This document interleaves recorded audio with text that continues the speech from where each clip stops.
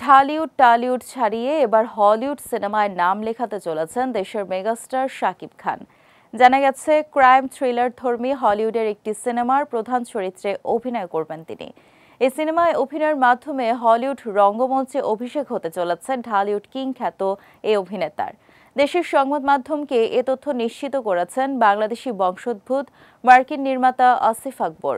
তার পরিচালিত নতুন সিনেমা প্রসঙ্গে আসিফ বলেন, এই মুহূর্তে একটি নতুন সিনেমার পাণ্ডুলিপির কাজ চলছে, যেখানে প্রধান চরিত্রে অভিনয় করবেন বাংলাদেশের শাকিব খান।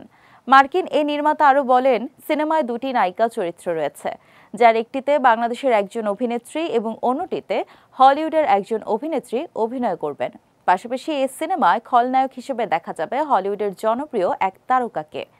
নায়িকা ও খলনায়কের নাম এখনই প্রকাশ করতে চাননি পরিচালক, তবে জানান আগামী মাসের শুরুর দিকেই সিনেমার কাস্টিং বিষয়ে সব সিদ্ধান্ত চূড়ান্ত হবে।